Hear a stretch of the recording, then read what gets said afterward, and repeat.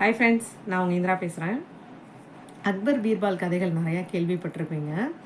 எப்போ பாரு அக்பர் பீர்பாலை மட்டம் தட்டி எதுலையாவது உள்ள மாட்டி விட்டுறலான்னு பார்ப்பாரு. ஆனால் பீர்பால் எதுக்கும் அசந்தவரே கிடையாது. ஸோ ஒரு தடவை என்ன ஆச்சு அப்படின்னா, அவருக்கு ரொம்ப உடம்பு முடியலை அப்படின்ற மாதிரி கொஞ்சம் ஆக்ட் கொடுக்குறாரு அரசர். ஆனால் பீர்பால் அவரை போய் பார்க்க போகிறப்போ, நான் மருத்துவரை கூப்பிட்றேன். இல்லை எல்லா மருத்துவர்களும் பார்த்துட்டாங்க. இதுக்கு ஒரே ஒரு மருந்து தான் இருக்குது. எருதோட பால் எடுத்து கற்கண்டு கலந்து சாப்பிட சொல்கிறாங்கன்னு சொன்னோடனே பீர்பாலுக்கு புரிஞ்சிருச்சு, அக்பர் ஏதோ கட்டங்கட்டுறாரு நம்மளுக்கு அப்படின்னு. சரி, எனக்கு ஒரு 3 நாள் கொடுங்க, அவகாசம் கொடுங்க அரசேன்னு சொல்லிட்டு கேட்டுட்டு அவர் வீட்டுக்கு போய்ட்றாரு. நல்லா உட்காந்து யோசிக்கிறாரு, இவருக்கு என்ன பண்ணலாம்.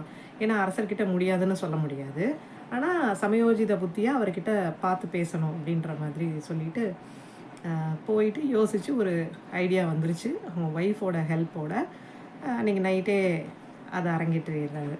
அதாவது அரண்மனைக்கு பின்னாடி ஒரு ஆறு இருக்குது. அந்த இடத்துல அவங்க ஒய்ஃப் போய் துணி துவைக்கிறாங்க சத்தமாக நைட்டு.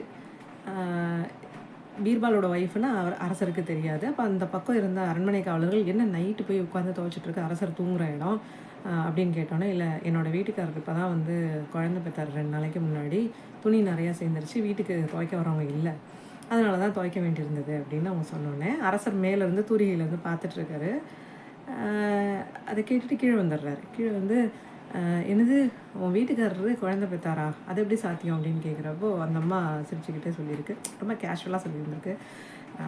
எருது பாலில் தான் மருத்துவமே பண்ணணும்னு சொல்கிறான் நாட்டில், ஒரு ஆம்பளை குழந்தை பெறுறாருன்றது என்ன பெரிய ஆச்சரியம் அப்படின்னு சொல்லிட்டு அது பாட்டுக்கு இது வேலையை பார்த்துட்டு இருந்திருக்கு. அப்போ தான் அவருக்கு புரிஞ்சிருக்கு, நம்ம பீர்பாலை கேட்ட கேள்விக்கான பதில் இங்கே வந்திருக்கு. அப்போ பீர்பாலுக்கும் இவங்களுக்கும் ஏதோ தொடர்பு இருக்குது அப்படின்னு கூப்பிட்டு விசாரிக்கிறப்ப இது பீர்பாலோட ஒய்ஃப்னு தெரிஞ்சிருக்கு.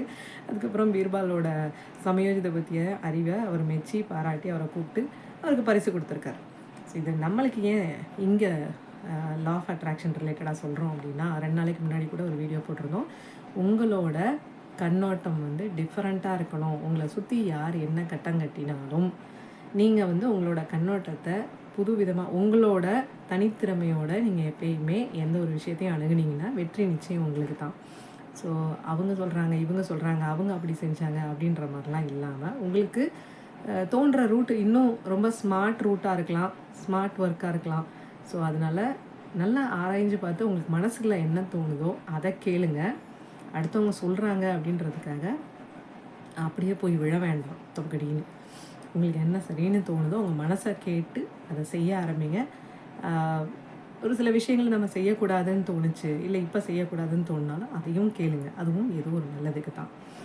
தேங்க்யூ.